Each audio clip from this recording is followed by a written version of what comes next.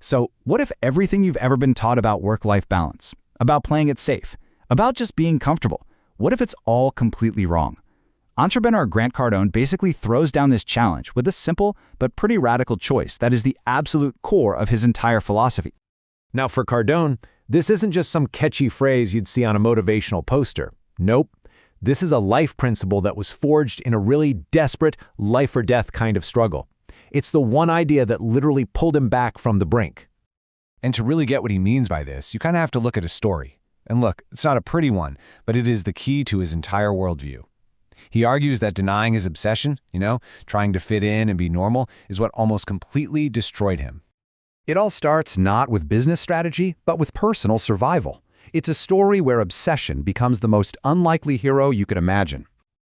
Okay, so as a teenager, Cardone was told to just kind of chill out, suppress his big dreams. Well, that energy had to go somewhere, right? For him, it went straight into drugs. By the time he was 25, he had a massive habit. He goes to a treatment center, comes out feeling even more broken, and then he makes this pivotal decision. He decides he's not going to fight his addictive personality. Instead, he's going to aim it at a brand new target, success. And the results, they were immediate and just dramatic. And this, right here, was his big aha moment. His drug problem wasn't really an obsession with drugs. It was the direct result of abandoning his real obsession, that drive for success. The second he redirected that intense energy, everything started to change. So with this new clarity, Cardone identified what he believes is the real enemy, not just for him, but for everyone. And it's not a person, it's not a competitor. It's a mindset that society actually pushes on us. He calls it the epidemic of average. You know that constant chorus of voices telling you to just get by, to be realistic, to find balance? He sees all of that as a celebration of mediocrity that's just disguised as wisdom. And he thinks it's a failing formula that guarantees a life filled with fear and worry. And right here, you can see these two philosophies just clashing head to head. On one side, you have the sayings we hear all the time. Take it easy. Be grateful. But on the other side, the obsessed mindset completely reframes these ideas. It's not about being ungrateful. It's about absolutely refusing to settle. You know, when people tell you to lower your expectations, Cardone believes they aren't actually trying to protect you. They're trying to protect themselves. Your ambition is basically a mirror that reflects their own abandoned dreams, and they need you to quit to feel better about why they did. All right, so rejecting the average mindset, that's one thing. But how do you actively, cultivate obsession? Well, Cardone's strategy has two parts. The first part is all offense. You have to constantly feed your ambition.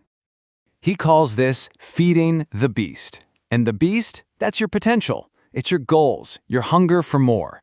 And the principle is actually super simple. Whatever you give your attention to is what's going to grow. You focus on success, you get more success. You focus on doubt, guess what? That's what you're going to get more of. Now, this whole philosophy builds into a really practical daily ritual. Cardone writes his goals down every single day, but here's the twist. He writes them as if they've already happened. So instead of, I want to own $4 billion in real estate, he's writing, I have $4 billion in real estate holdings. See the difference? This frames the goal not as some far-off wish, but as an inevitable reality that he's just catching up to. But feeding your obsession is really only half the battle. The second part of the strategy is all defense. You have to protect your ambition from everything and everyone that tries to kill it. In Cardone's world, the number one enemy isn't failure, it's not competition, it's doubt.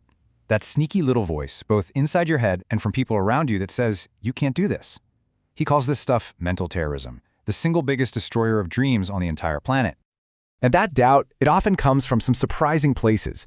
It's not just from bitter critics. A lot of times it's from people who love you and just want to keep you safe. Or it's from professionals who are literally paid to see risk everywhere. You also get it from people who give advice freely but have never actually done anything themselves. And of course, from those people whose own mediocrity feels threatened by your success. And this leads us to one of Cardone's most provocative ideas. He sees haters not as a problem, but as a metric, a sign of success. If you aren't getting any criticism, if you aren't making some people a little uncomfortable, then you're probably not making a big enough impact. Collecting haters is a sign that you're a threat to the status quo. So you're feeding the beast, you're starving the doubt, now what? Well, the next step is to apply this obsessed mindset with like a ruthless focus. And for Cardone, this means one thing: domination. Cardone actually reclaims the term control freak and wears it like a badge of honor. He argues that success doesn't just happen to you, it's controlled. And we're not talking about controlling other people, but about taking absolute total control over the outcomes in your own life and your own business. And this control, he says, becomes non-negotiable across 4 key areas. It starts with your thinking. You have to banish self-doubt. It moves to your time, and it's not just about managing it, it's about creating it. Then it's your money, shifting from scarcity to abundance. And finally, your industry, becoming the undeniable, undisputed authority. All right, this brings us to the final, and maybe the most counterintuitive principle of the obsessed life. It's the idea that your greatest enemy is actually comfort. What a line, right? Cardone's point is that playing it safe, both financially and professionally, is a recipe for a small life. He argues that real security doesn't come from avoiding risk. It comes from taking calculated, massive risks that force you to grow. So being dangerous here just means being formidable. It means becoming such a powerful force in your field that your competitors have to react to you. You're the one setting the pace. You're constantly innovating and pushing out of your comfort zone. Because comfort, that's where potential goes to die. And he offers some pretty practical advice for how to live this way. He says to physically move away from what's comfortable. Be willing to make decisions that might make you unpopular if they're the right decisions for your goals. Go all in on your own ventures instead of diversifying into mediocrity. Embrace new things that scare everybody else. And use your fear as fuel, not as a stop sign. And really, that's the central challenge Cardone leaves all of us with.